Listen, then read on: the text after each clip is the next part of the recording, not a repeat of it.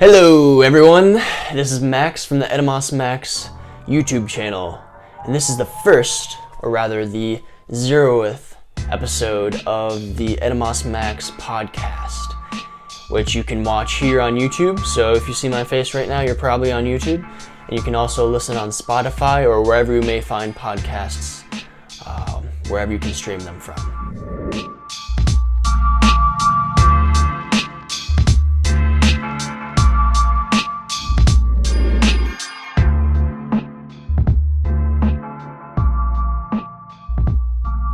So, you're probably wondering, why the heck am I making a podcast? Well, this YouTube channel mainly focuses on language, history, and science, but also in the 3 years since I have started this channel, I've grown my interests quite a bit, and I've developed a big interest in psychology, as well as sociology and linguistics, so a deeper understanding of languages and foreign languages. And I really wanted to combine all these sorts of humanities to form a podcast, all these different subjects of humanities. And since I started this channel, so back 3 years ago, I started this channel when I was a freshman in college studying history education. But since then, I've graduated and I changed my major during college. I changed from history education to history, and then I picked up government and foreign affairs as well. So a little bit of the political science and international relations sort of thing going on, but still mainly in the humanities. And during my time in college, I really took an interest in psychology, specifically Jungian psychology, personality psychology, developmental psychology, all that sorts of stuff. Really took an interest in that, as well as archetypes and religion, mythology. So this podcast is going to cover quite a bit of different information. So the mission of this podcast is to relay the bizarre, and you can see I'm kind of reading off a script right now because I have a very specific mission. The mission of this podcast is to relay the bizarre stories and conversations of how language has shaped our history, psychology, views of religion, religious views, and philosophy, all the way from the symbolic perspective of the ancient world, to that of the rationality and materialistic driven modern world. In short, it is a humanities podcast where we take a deep dive and discuss the rarely talked about subjects or misunderstood subjects like philosophy and psychology, and how they relate to history and how they are relevant in the modern world. So applying these ancient studies from the humanities and philosophy from all around the world and applying it to the modern age, because philosophy is always relevant in my opinion. But this podcast is also in conjunction with a specific project being my book called To Speak is to See, which is subtitled Unlocking the Bilingual Mindset for the Dual Literate Generation. This book is to publish in August 2021, so just in a few months now. And right now we're in the pre-sale campaign. And what this book is about is how to make language learning easy. Well, not necessarily easy, but simple, straightforward, and counterintuitive compared to how we would typically learn a language in the English-speaking world. So like in the United States, most people attempt to learn a language or are forced to learn a language in high school and middle school for about anywhere from like a year to 5 years to 6 years. And oftentimes what happens is, nearly everyone comes out graduating with no fluency in the language, and even and to a more broader extent, people don't really think that they really retained anything other than how to say your name, how to ask like a basic question, the colors of the rainbow, animals of the zoo, stuff like that. But the point of this book is to break away from the traditional classroom understanding of a language. So giving counterintuitive ways of learning a language in a way that best fits your schedule, your lifestyle, whatever it may be. And what qualifies me to write this book at the age of 22 is my study of foreign languages. Now, I didn't study foreign languages in college or high school more than the average student, in the classes, but outside, I taught myself French during the quarantine, the beginning of the quarantine last year, and I also taught myself basic conversational Serbian, and I can read quite a bit of Spanish as well, and read and write in the Russian alphabet, Persian alphabet, Arabic, stuff like that. So my personal interest in language and what the things I found to overcome my frustrations are those methods I use to overcome my frustrations are what I put into this book. So it's what's worked for me, but I also interviewed professionals. So I interviewed several linguists. I interviewed economists to get more of a social, broader economic perspective of the issues. I did research on why America and other English-speaking countries like the UK, New Zealand, Australia, and Canada struggle to teach languages in school and to retain languages from school education. I did plenty of research plenty of interviews and research, as well as conversations with teachers and students of foreign language and teachers in different subjects to kind of get an understanding of how other subjects are taught and how students learn in those subjects and how that actually differs in how we need to learn a language. I just said how like 50 times. But anyway, this podcast is in conjunction with that. So occasionally I'll have podcasts which will focus on the topics of specific chapters. So like a chapter example would be Ugly American. So my experiences and other people's experiences with not knowing languages in other cultures and kind of fumbling through as the Ugly American. Or I have a chapter on Speaking American, which is why English and Spanish are predominant in the United States, and why many people are not bilingual in the United States, and why that dies out through the generations of Americans immigrating to the country. So, with that, I want to give you a little bit of the format of this podcast. So typically, for the first few episodes, I'll be relaying information in a more monologue format, kind of like what we're doing right now. So it's a dialogue where I'm talking to you, but really I'm speaking to the camera, or I'm speaking to the microphone. And the reason I wanted to do this monologue format for the first few episodes is because I want to kind of develop an air or culture around what it is this podcast is about, which is mainly specifically humanities. And I wanted to kind of get out what I believe, what I have found in my own research, and different interesting topics to kind of build that culture, the basis of what this podcast will be. And then later on, perhaps after 5 episodes or 10 episodes or 15 episodes, that's when I'll start integrating interviews and conversations with friends, professionals, to talk about specific subjects that relate to the podcast. So like etymology, psychology, philosophy, and I actually have a lot of really interesting people lined up that I'll have on this podcast that I think you guys will enjoy if you like any of those things within the humanities. So I'll have that monologue. I'll talk about the subject. For a podcast, I'm not really sure how long I want each podcast to be. But what I'm going to do is I'll have that monologue and I'll talk about 1 or 2 specific subjects. So separate those out in sections and then kind of tie them together in the end.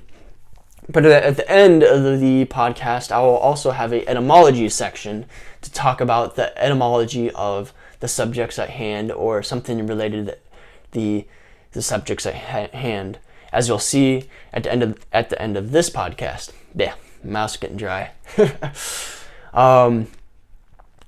So yeah, and if you don't know what etymology is basically the sub-study in linguistics that looks at word origins. So what is the meaning of a word now? And then it goes and looks at the variations of the meanings over time and the origin of the words, where they came from, what languages, all that sorts of stuff. We'll get into that though. So that's the format. 1 or 2 topics, conversation or so, and then we'll go into the etymology. With that, I want to give you a little bit of an idea of different topics I'll be talking about. Because it's one thing to tell you the subjects I'll be covering, like the general humanities subjects, but I want to give you a specific look. So I wrote down some ideas of things that interest me that I think might interest you. So here's a few. The steps to write and publish a book. So I think I'm fairly qualified to talk about that. Books I've read during the pandemic. Modern slang, how English is rapidly evolving before our very eyes. How to learn a language to fluency. What only college teaches you and what college does not teach you. Similar to my video about college advice for high school students. Here's another one. Why everyone needs to study the humanities and how to study the humanities on your own without a college education. Stories of traveling the world alone. The French Revolution and the modern American Cultural Revolution. And as I said, we're tying these subjects that are timeless into the modern times as well. Here's another subject, or another topic, the psychology of the urban and rural mindset divide. So the division between rural people and urban people and the conflicts between them because of the very different mindsets that they have in the United States and elsewhere. Here's another one. Minimalism, asceticism, monasticism, self-sacrifice, and family life. So that delves more into the philosophy, lifestyle, and religion aspect of this podcast. Origin of the logos and what the logos is. And again, that's the psychology and the philosophy and the religion intersecting right there. Here's the last topic I have for you. How to use language learning principles to succeed in marketing and sales. And with that last one, I actually gave a talk on that at my alma mater to the American Marketing Association. So I might be including the recording of that, or I might just retell it in a more applicable way to the YouTube or podcast audience. Regardless, that's just a little insight into what this podcast will look like. A little bit of philosophy, a little bit of religion, history, linguistics, all that sorts of stuff. A little bit of everything in the humanities, but specifically what I'm more comfortable with, and hopefully we'll branch off into other topics as well. So with that, I want to go into the upload schedule. Now, obviously, if you're looking at this channel right now, this is probably the fourth, fifth, or sixth upload on this channel in 3 years. So I obviously haven't been uploading regularly. But the plan with this podcast, because podcasting is a little bit more straightforward and conversational, there isn't as much script writing involved. There isn't as much high detailed editing and curation as there is with like my more educational topic videos, like what is the oldest name or where is New Ireland, which is very like super focused into a specific subject. The podcasts, I'm able to make those a little bit more frequently, even if they're longer, especially if they're a conversation. I can churn that out pretty quickly. So my upload schedule is probably going to look like bi-weekly, so every other week, or once a month. We'll start with bi-weekly and see where we go from there. But that's the upload schedule, bi-weekly, every other week. So now on to Patreon. So a part of this project of making the podcast and doing this book is I've created a Patreon account. You can find it on patreon.com. By typing in Etymos Max, ETYMOS space MAX, patreon.com. So you can find me on there to help support me.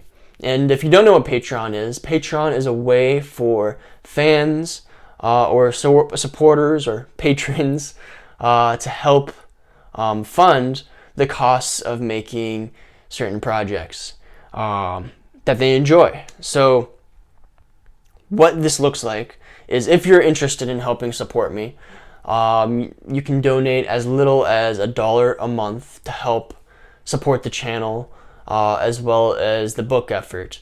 So that's $1 a month or $12 a year, which really isn't that much money out of your pocket. just as a show of appreciation if you get value out of these videos, because these videos do take a quite a bit of time in preparation, and getting the correct and appropriate software, editing the videos, making sure my hardware is not necessarily top of the line but functional and everything looks good. It takes a lot of time, and especially so this isn't just for the podcast or the book, but it's for the channel in general, or the project in general. Because like I said, those more specific topic videos, like what is the oldest name, those can take anywhere from 15 to 40 hours to produce. This 5-minute little video, because you have the script writing, you have the research phases, you have the rewriting the scripts, recording, re-recording, editing, making thumbnails, figuring out specific timing for uploads, all that sorts of stuff. It takes a lot of time, so it can take anywhere between 2 days of work to a whole work week just devoted to that. So this Patreon's a way to support in a way that kind of justifies my time and putting my effort into this, but also it helps fund the cost of the operation. So camera breaking or getting new cameras, the equipment, making sure everything is good for the amount of use I'm putting, or everything is paid for with the amount of use I'm putting into it, and the eventual need to upgrade with materials as things break, or as I need to, as this podcast grows. Also, that money would go to sort of things like paying people to edit videos and doing thumbnails as this progresses along to help bring more content to you. So really, this donation is a way of showing appreciation on your side if you get value out of these videos. For as much as Starbucks coffee, you can support me for $1 to $5 a month. And as this grows, as this may get more traction, I'll be able to add more tiers on Patreon, so you'll actually get more out of it. So there will be Patreon exclusive videos as this goes along. And say you donate like $5 or $10 a month. After 2 months, you'll be able to get like a t-shirt with my logo on it, as a way of thanks from me for supporting me. Stuff like that. So I want you to get value out of what I'm doing, but if you also donate, I also want to give you additional value with specific perks that bring value to your life. I'm not doing this just to talk. I want to share my ideas and the ideas of different people I've discovered, and different philosophies and worldviews I've discovered, and how I think they're relevant to the modern times. But with that, we're now on to the etymology section. So, what are we talking about with etymology? As I mentioned, etymology is basically the study within linguistics that looks at word origins, meanings, language origins, all that sorts of stuff. So today, we're going to talk about the etymology of Etymos Max. So, what is the etymology of Etymos Max? So I picked etymos and I picked max because they both had specific meanings for what I enjoy. So Max, as you may guess, is obviously my name, and I'll get to that in a second. But Etymos is not part of my name, and I'm not Greek either. So, well, I am 3%, but that doesn't really count. And that's not why the channel's name is Etymos Max. Etymos is a Greek word, though, and I believe I was just looking at the etymology of etymology, because that's where I get etymos from. It's an earlier Greek word. So the etymology of etymology is, it comes through, I believe, Anglo-French, and then French, so an earlier version of French that was introduced in English centuries ago, essentially, as etymology. So that's etymology, but with it, instead of a Y ending, that's an IE ending. That's typically how you end that sort of thing in French.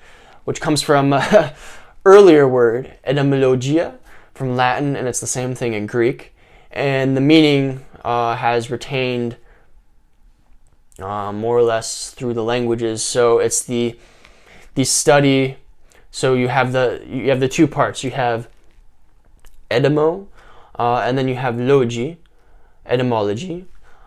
With logi, you've seen that in other things like biology or paleontology, archaeology, the ology or logi, I should say, and what that means is study of, examination of, theory of, blah blah blah, and then but that also comes from a word, which let me look here. So that comes from a word, which means.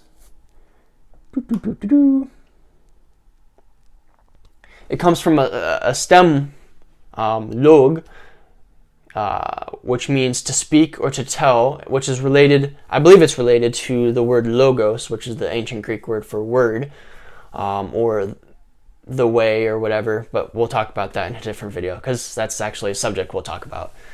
But log, meaning to speak or to tell, which comes from an earlier word, leg, from the Proto-Indo-European, which is a language spoken more than 6,000 years ago, a theoretical language spoken more than 6,000 years ago. The word leg, which means to collect or to gather. So I'm not exactly sure what the connection is there.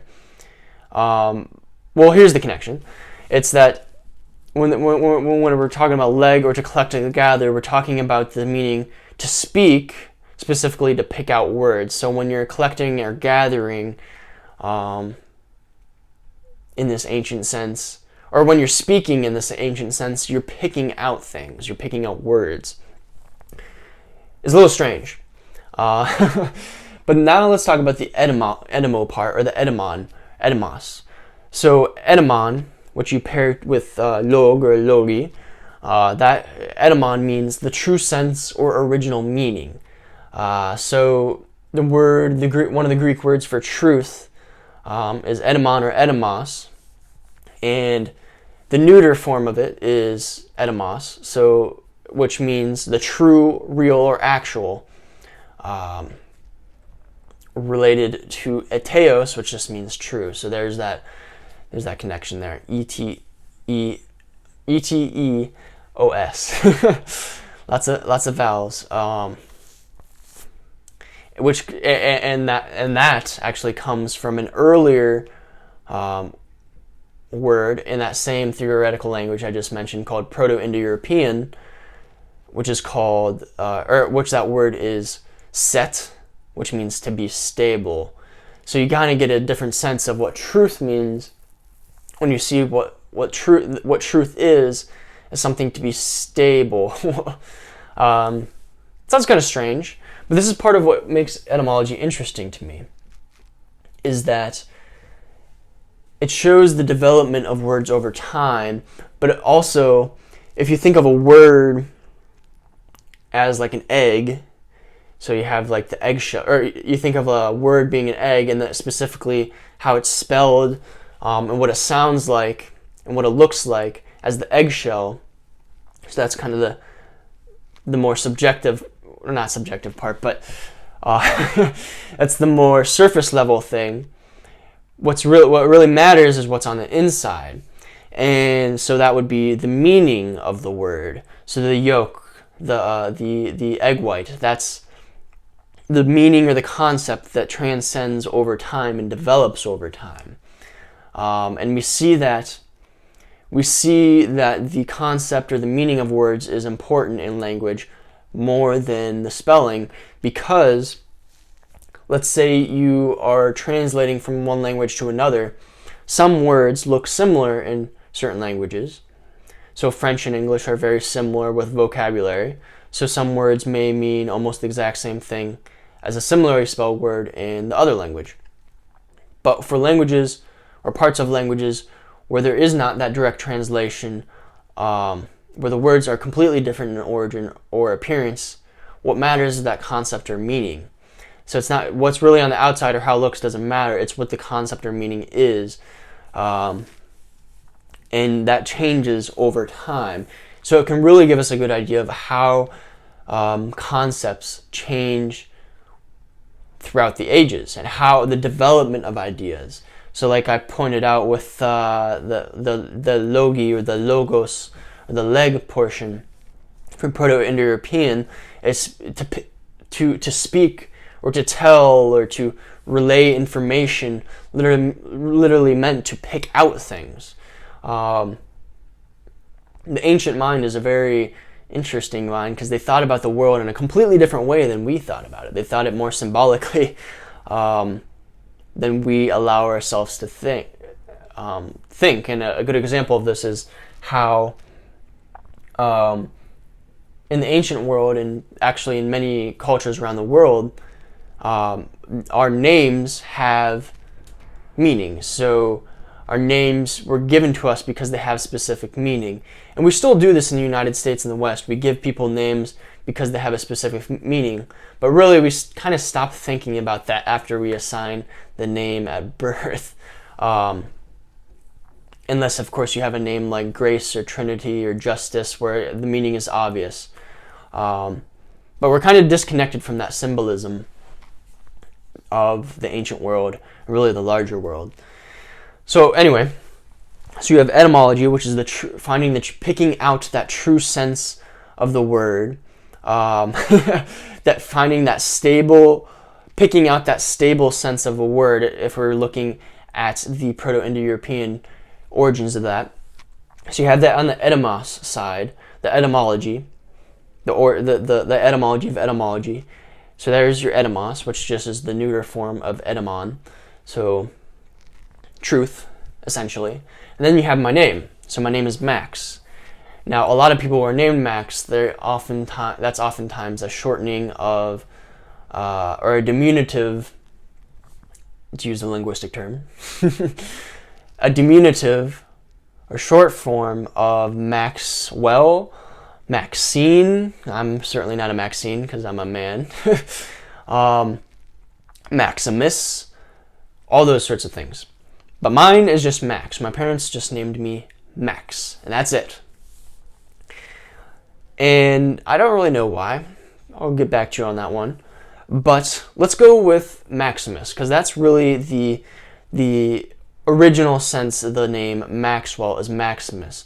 So that comes from Latin, and you can find it in a bunch of different languages like German, French, but originally it's mostly from Latin. And Max or Maximus meant the greatest. I'm not trying to say anything here, but that's what Maximus meant. So it meant the greatest.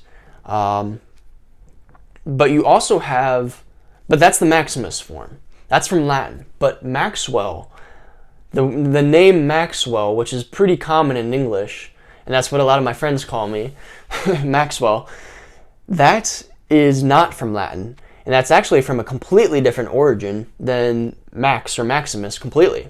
Which kind of sounds kind of odd because the short form of Maximus and Maxwell are both Max. So where does Maxwell come from? Maxwell is actually, it's a Scottish term that means Max's well. So Mack, you have M-A-C-K, apostrophe S, and then well, Max's well. And what that means is Max stream. So Max stream, I'm not really sure what the context of that is, but a Maxwell was the stream that was owned by Mack. You get what I'm saying. So anyway, that became someone's name, possibly their surname.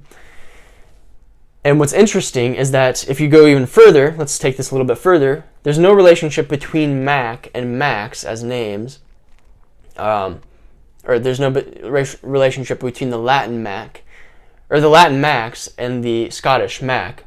And Mack in Scottish and Scottish English, Scots, that name Mack comes from a Scandinavian name, Magnus. So really, when you say Maxwell, etymologically, you're saying Magnus's stream. Kind of odd. But there you go. That is the etymology of Etymos Max. To pick out the truth, to pick out the greatest truth. Yeah, to pick out the greatest truth, I suppose. But yeah, that's what I got for you today. And that's kind of what this podcast is going to look like. I might have a little bit more scripting going on for specific subjects, so I make sure I have the material for you. Give you a little bit less ums and uhs and ahs. But that's what this is going to look like. But anyway, here we are at the end of the very 0th podcast. And I want to thank everyone for taking the time to listen, to watch, and if you're on YouTube, I want to thank you for liking, sharing, and subscribing to this channel. I encourage you to do so. If you find this video entertaining, please consider donating on Patreon. And if you know anyone that would find this content valuable to their own interests or perhaps what they're studying, please feel free to share with your friends and family. But that's all I got for you. Thank you for watching. Thank you for listening. And I will see you in episode 1.